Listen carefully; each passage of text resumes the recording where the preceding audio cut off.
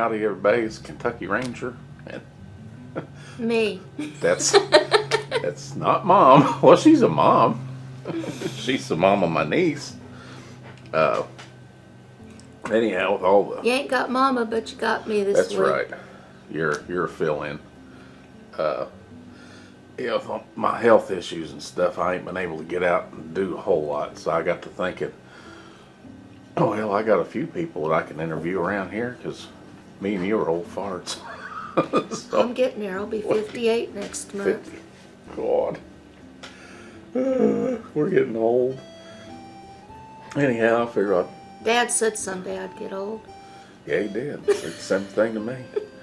It's like back when we were little kids, Mom used to say, you better be nice to him. He's going to be taller than you are. And you're like, well, until then. He was a little scrawny, Yeah, I was a little little short, squirt. scrawny, skinny thing. And then I had a growing spurt. Anyhow, I figured, well, we're going to interview my sister, Cherie. Right? Your name is Cherie. Cherie. Reeves, Carpenter. Hyphenated, I guess, or however you want to put it. Yeah, I don't however know. you want to do that. I've had problems with that name since I was born. Yeah. It's the Cherie. French People call you Cherie version. or Cherry, or it's Spelled with a C. just Cherie. That's all I've ever known you, because you smacked me if I ever, because I used to make fun of you. Hey, Cherie. Especially that song. Cherie. Oh, he did. Yes, She's I like, forgot stop it. I forgot about that. Oh, siblings. We could pick on each other, but don't you let somebody else try to pick on us. We beat you No, up. I'd have fought tooth and nail for him. Well, let's get into the questions. First question out is, when and where were you born? I was born in Akron, Ohio, at Right. the Akron City Hospital, I believe it was. General Hospital, or One of I us was born at the General Hospital, so. I was born in the city Oh, okay. hospital, I think. Can't think of that doctor's name, but July 27th, 1960. Lord, he probably ain't around anymore. No, I'd say not. We're getting to that age. People are falling off. They're like, they're dying off like You flies. know you're getting old when everybody that you grew up with is gone. Well, especially when everybody around you is dying, but you're not shocked they're dead. It's like, oh, okay. You know what I'm saying? See, the younger people ain't going to get that joke. But when you get to our age, when people start dying, it's like, oh, that sucks. I'm sorry. But, yeah, I can see it. I'll probably be next. What am I saying? Actually, a We're lot really of the not kids that I old. went to school with is gone. You know, and I'm I only don't know. 58, but there's a lot of them that's Yeah, left here. we're still in the younger. I mean, we're not quite to that point yet where it's like, yeah, old Harry, he didn't make it today. What was funny is about the time I turned 21, I was still getting carded for my ID, and Oh, I people did thought I too. was 14. Now I'm going into places, and they're wanting to give me senior discounts. Yeah, automatically, you don't even Yeah. have to ask. Well, it was me. I get carded for cigarettes and alcohol till I was probably 38. I'm here as a 38-year-old dude going in and get a pack of cigarettes, and I need see your ID. I'm like, really? Okay. Now I wish they would ask for it. It's like, you want to see my ID? Nah, it's okay, sir. Okay. So you was born in Akron. Mm-hmm. In what, 60? 1960, July yeah. 27th. So where'd you grow up? Now that's going to be an interesting question. That's an interesting question. I grew Because up in the back seat of a car. Me and you both. Well, first of all, we were born into, it didn't last that long, but we were Air Force brats. Because Dad was all over the place with the Air Force. He got out in 1966. Yeah. And I think we were living in Kansas when he got out. See, I can't realize But what, 3? before that, of course, Mom was living on the farm Yeah. with Dad's stepmom, and, well, I guess his Dad's grandmother was still living then, Yeah. Grandma Reeves, and then Orville, my grandpa, and his wife, Helen, who's my step-grandmother. Yeah. They were still living out on the farm, and Mom was staying with them.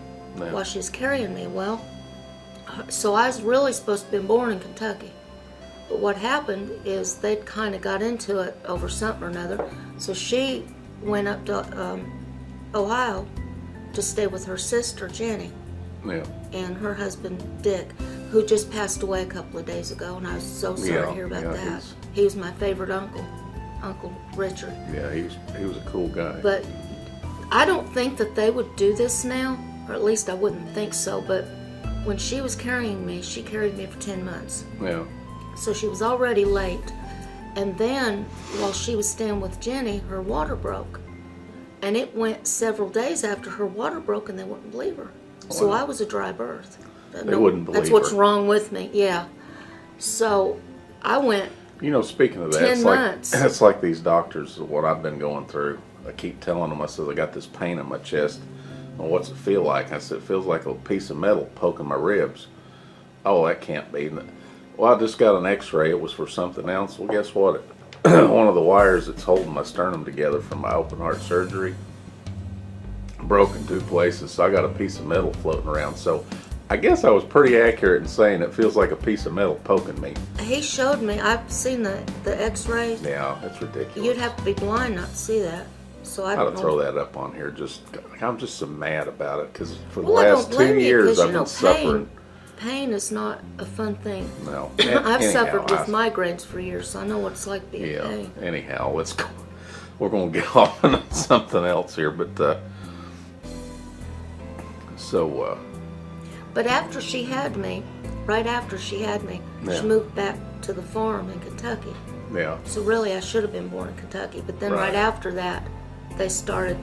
See, we lived in Wichita, Kansas, Amarillo, Texas, Columbus, Ohio, Akron, Ohio, Cuyahoga Falls, Ohio.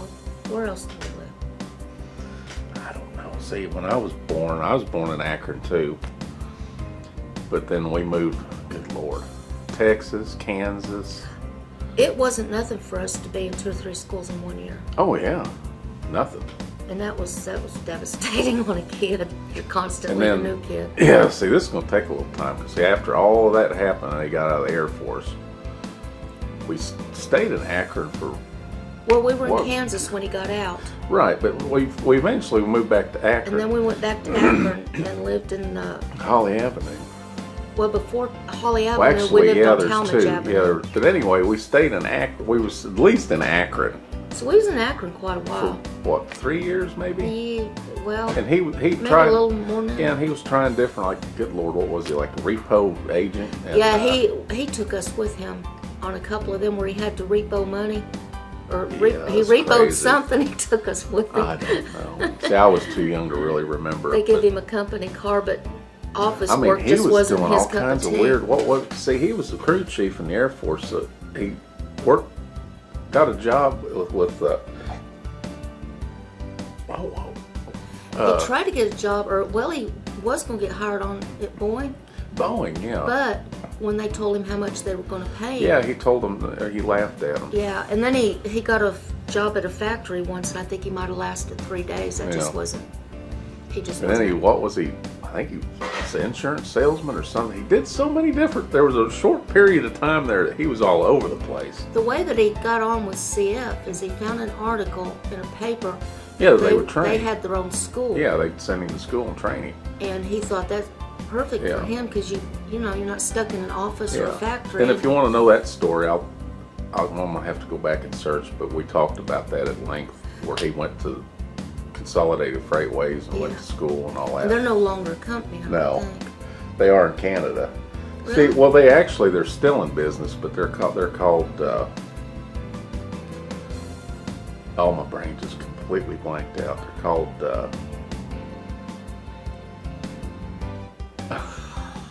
Oh my God, what are they called? You know, I can't believe I'm getting too old. Conway? Conway, thank you. Good Lord.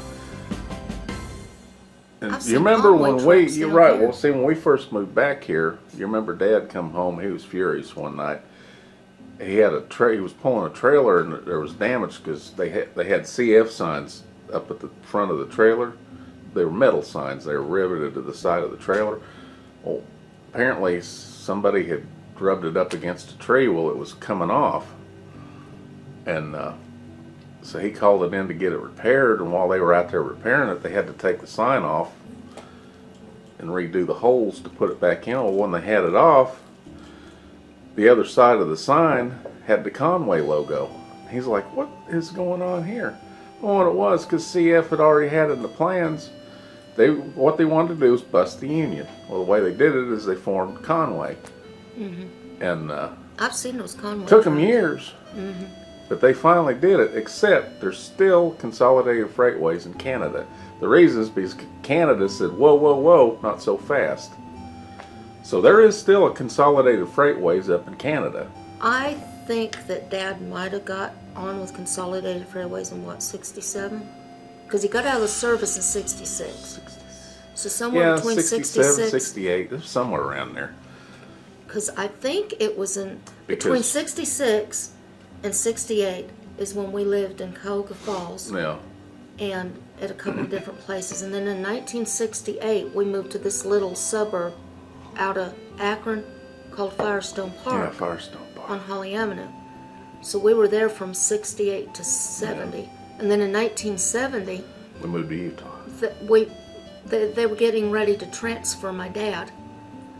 Well, no, so what that's was when going they sold that house on Holly what Avenue. had happened, Consolidated Freightways was building a hub, what they call a hub terminal, in Salt Lake City. And the reason they were doing it in Salt Lake City is because Interstate 15 and Interstate 80 cross right there in Salt Lake City. So it was a perfect point for Consolidated Freightways. Well, they were asking some of the drivers, would you want to move to Salt Lake and get this all started and get the union going and all that other stuff? So my dad was basically one of the very first people on the ground floor at Consolidated Freightways hub terminal in Salt Lake City. Mm-hmm. That's why he went, because they offered him to move him and all that stuff. So that's understandable. Plus, he was no longer going to have to run team, because that was another problem he was having. Is you remember he'd leave out, he'd be gone a couple of weeks. Mm-hmm. Yeah, we might see him maybe twice a month. Mm-hmm. So was you old enough to remember Holly Avenue? Yeah, vague. That's one of the memories I can remember. Little things about Holly Avenue. 6. You was 5 or 6 when we moved there. 5 or 6, yeah. Because I was 8 when we moved to you were 5 Salt Lake. You were 5. Yeah. But I loved that little town. We'd play from sun up to sundown. Oh yeah, well, it's still a nice looking little neighborhood. Yeah. I heard they were going to tear down our old school, but when I was there 8 years ago, it was still there. But we I'll have to see, because I ain't going to make people go look at that video, but I'll see if I'm sure I still have that picture, because I Google map Street View or whatever, and the house is still there. Yeah, it don't look the same, but no, it don't look the same, but it's still there. But we moved back to Cuyahoga Falls in the summer of 1970, and then we started the school year at this little school called Schnee Elementary School. Yeah. And because they were getting ready to move to Salt Lake City, Utah. But I got to tell a funny story. Yeah. Because I must have been a cut up even back then, although I'm shy and everything. But I got to tell you the story. They were getting ready to have a talent show at the school, and I wanted to be in it so bad. And I told my teacher that I could play the piano. You're ballet dancer. I could tap dance. What else did I say? You were a ballerina. Something. Yeah, I had something. I was going to go through with it. But and then we moved. We moved in the last part of January of 1971 is when we actually headed out to Salt Lake City. And it was so funny because when we moved, it was like a week before this little show. Thank God that we moved in just in the nick of time. Yeah, we moved to Salt Lake and we was there. From 1971, well, you all come back to Kentucky in 1980. Then you went back to Salt Lake City in 1983, and then we were there until 1995. Yeah. It's off and on, almost 28 years? Something like that. Long time. See, when we moved back here in the 70s, a lot of problems we had is it was still a real staunch LDS Mormon community. It still and is. They did not like outsiders, and we were outsiders. When we first moved there wasn't that many outsiders. No. And I don't know what the percentage would have been. Now, Well, nowadays, there's a lot. yeah, it's so diverse now that you Yeah. just blend in. It's just another town. But back in the 70s, yeah, if you weren't a Mormon, you stuck out like a sore thumb. and it was difficult It really was. school-wise, But having to deal well, with me and the you both, we school. went through a lot with that. Yeah, it caused me Like to the hate. one teacher got up to class, was telling about how hillbillies all had worms because we walk around barefooted. And, Yeah, I mean, it was ridiculous. He's telling the truth. That's a true story.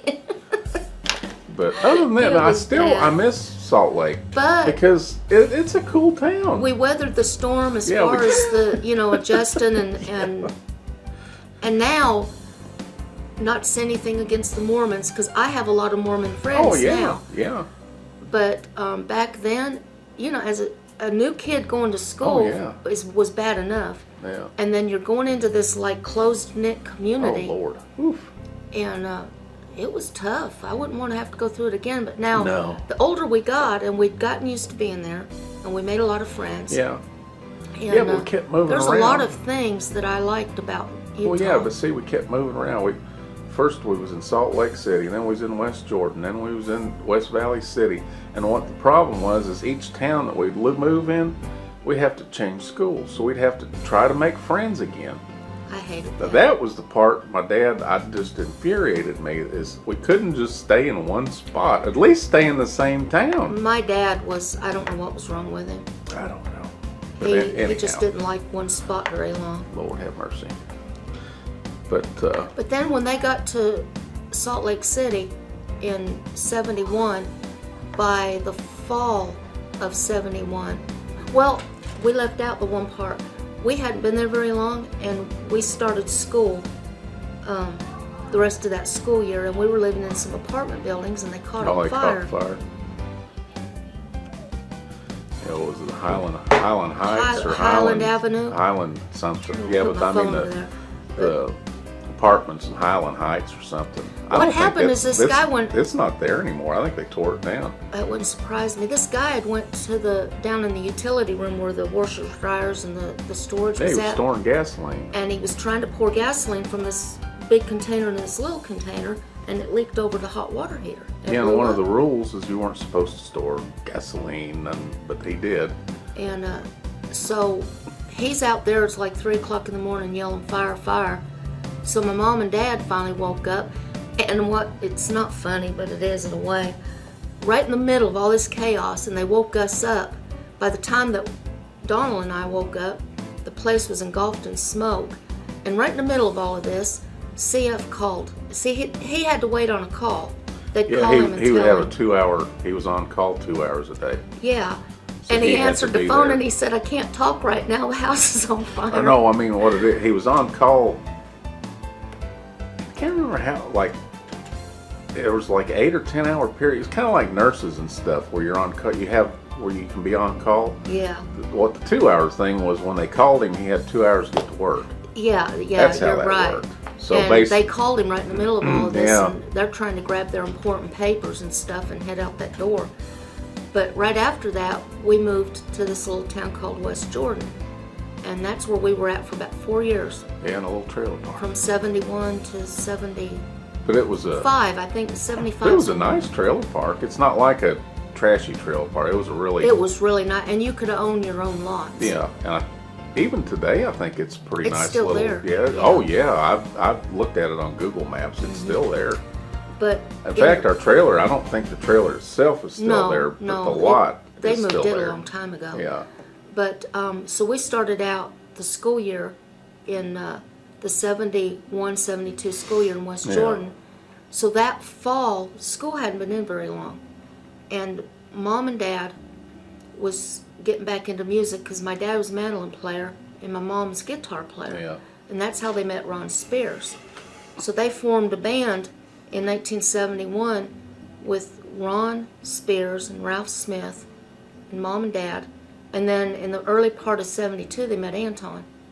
speeders. Yeah. So they started playing bluegrass music. They'd formed Obadiah's Organic Bluegrass Band and played all over the place.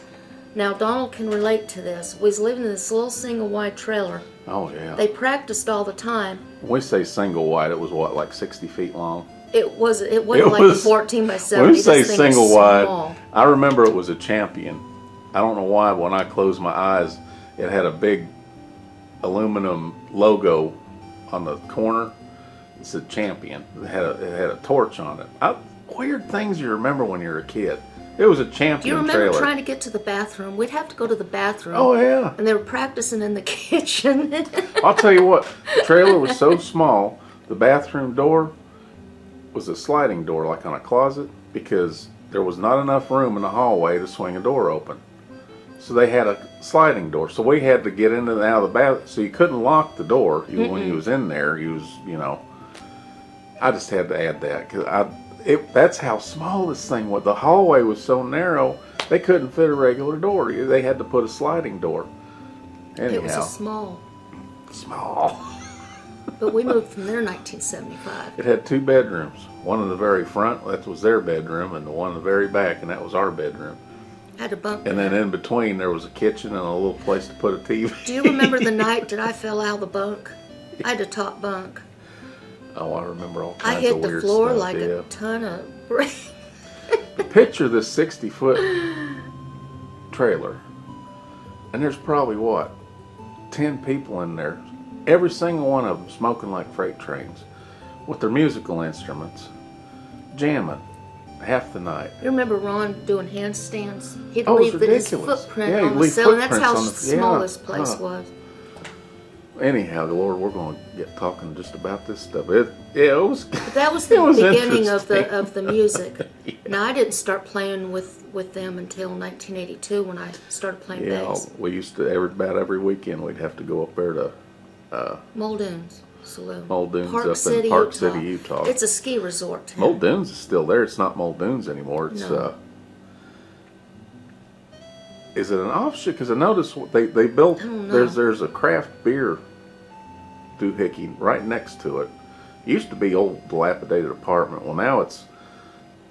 I can't think of the name of the place. I'll have to Google map that again. When I worked You for can see a Pony- picture. There's like you can see the big tanks Yeah. where they make beer. It's like a home crafted, whatever they call these micro breweries. That's what it is, a micro brewery. In the early 90s when I was working for Pony Express, Yeah. one of my routes was up through Park City and all those buildings were still there. Oh yeah, but it's an interesting little town. It's just kind of a shame because Hollywood come in there and just.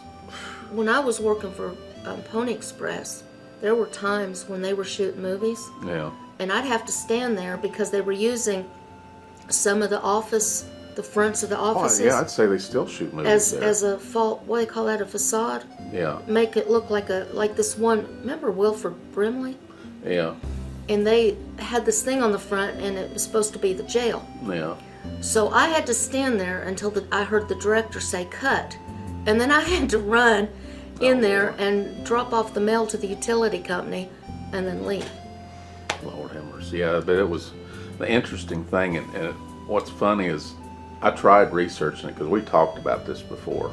They had built a real fancy resort hotel golf course thing. What was it called? Fox Run or something. It's still there's one there, Yeah. but the original one they had to demolish it because they found out that where they built it was on top of a tailings pile because Park City was a mining town back in the day. And what's funny is, and that shows you just how powerful Utah, the Mormons are. They've squashed that story. I can't find anything, but you remember it. I remember it on the news. Yeah. They shut it down. Mm-hmm. They had to demolish. They just built this fancy resort, and somebody blew the whistle. Hey, y'all ever checked the ground? Well, the government went in and checked it. And it was loaded with tailings. It was so radioactive and poisonous. They shut it down. And I think it was one of those, what they call it, super fun cleanup thing. Well, they cleaned it up. So anyhow, now when you go there, it's still, I think it's Fox Run or something like that. They rebuilt it, But it's not the original one. But as far as good luck in finding that news story, and see, people are going to call me and you kooky. But I remember the news stories because we lived there. Yeah, well, it's one of those deals, unless somebody's actually lived there. Or Deer Run, was it Deer Run? Deer Run. Deer Run, I think, Run. or Deer Park, or I was called something like that. Yeah. Some kind of forest animal. When I tell people some of the strange things that happen there, they don't believe me. Yeah. I'll Yeah, get well, into and another thing, I get a lot of people like, oh, that's y'all, that's the Mandela effect. No, it's not the Mandela effect. It's called somebody squished the news stories and they got rid of them because every news organization in the state of Utah, especially Salt Lake, are owned and run by the Mormons. So yeah, pretty much. like KSL and all of them. Mm-hmm. So if they don't want that story to exist, it won't exist. I don't want to get off topic. I'll tell about what happened to me and Dad later on before I just had to say that because it happened. It really happened. I'm not crazy. Anyhow, what? When the Tooele Army Depot they were experimenting on germ warfare. People don't believe me, but this actually happened because an outside scientist uncovered this. And my dad and I got sick because... Oh, that paraquat crap they were spraying? Yeah, I got sick too. I was my dad's bass player for years, and we were getting ready to go to Canada on this tour. Yeah, so made all of us sick. My dad and I were together a lot, and we both come down. I think we got the worst of it. Yeah.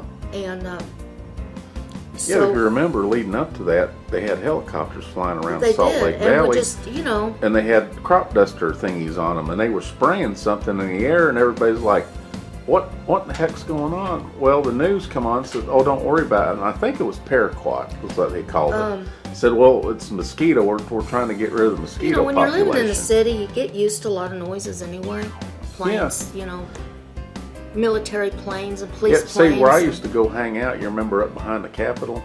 And that gravel lot where you could look down over the city. It's a beautiful spot.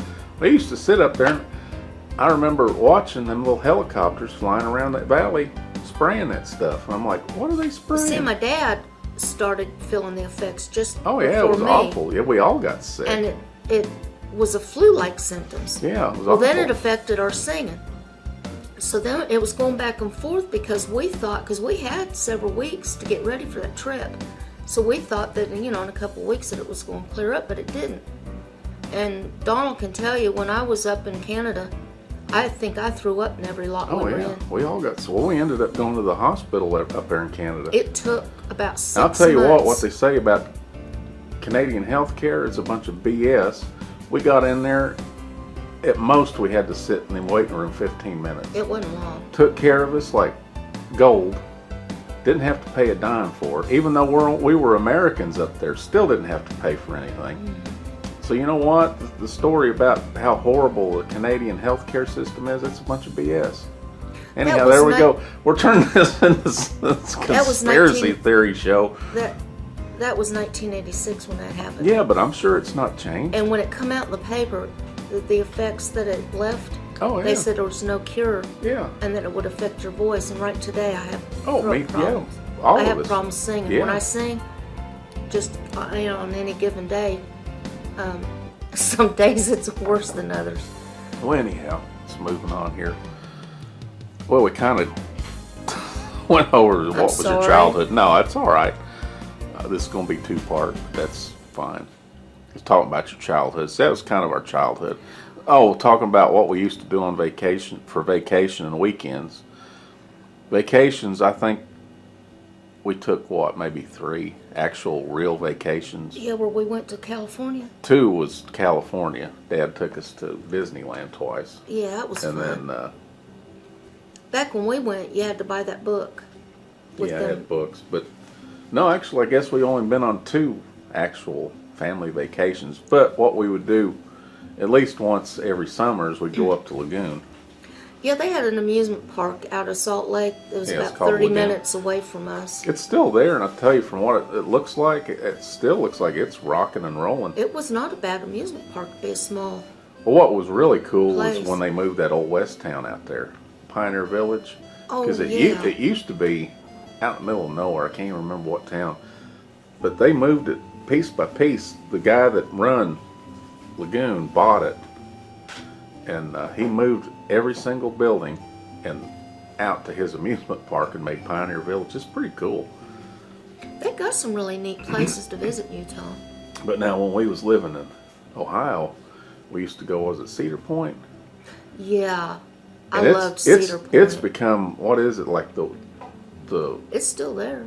yeah, but it's like the world's go-to spot for roller coasters or something. I don't know. There's something, some of claim to fame with Was it. you old enough to remember when Dad took us, I think that was in Sandusky, Ohio, to SeaWorld? Oh, SeaWorld, There was a yeah. SeaWorld I in wonder if they're Ohio, still of all in business. places. I'm going to have to Google that and see if they're still in business. That was cool. They had Shamu the whale and the pearl divers yeah, but what and all was that so weird stuff. is here we're in Ohio, we're not on a coast, and there's a SeaWorld. It'd be like having SeaWorld in Las Vegas. It'd be like, what is SeaWorld doing in Las Vegas? What? Oh. Anyhow, yeah, it kind of covers our vacations and our weekends. A lot of our... Oh, another thing we used to do a lot on the weekends is play games like Monopoly, Yeah, we used to play board games Trivial a lot. Pursuit. Still recording. Yeah. What? I wanted to show you how much potatoes that old carton makes. Well, okay, I get it now. Woo. Well, They expanded. say hi, Mama. Hi. She's doing some. I want to show you how to make these good when you get through. Oh, okay. I'd say you cook them. No. I have a specialty. Oh, okay. Anyway, getting back to our childhood, a lot of our childhood was music. And I think that's why I learned to play music. If you can't beat them, join them. Well, the problem was is you had to learn how to play music because, if, like you say, if you didn't, we were looked over. You know, we were basically just a nuisance. The reason that I started playing bass was in 1982. Dad was desperate. He needed a bass player. I could play guitar and frill the banjo and stuff like that. See, and the way I fit in, I mean, I kind of play guitar. I never really got serious about it, and I think it was because, you know, just the fussing and fighting. well, yeah, just all the crappy stuff. But what I got into was the photography and electronics, like running sound equipment. Let me tell you something. Donald was our photographer and our sound man for years. I don't know how many years. Quite a few. Oh, Lord, a long time. I tell you what, Donald is hard to beat when it comes to that stuff. He is an awesome photographer and an awesome sound man. And even now, with computers and stuff, I don't know what I'd do without him. Well, thank you. Thank you for the flowers. Yeah, sis. he made us sound good. I mean, you know, the one thing I knew how to do was pack the stuff in and set the microphones up on the stands and stuff. But Donald was the one that sat back there and run the sound for a long time.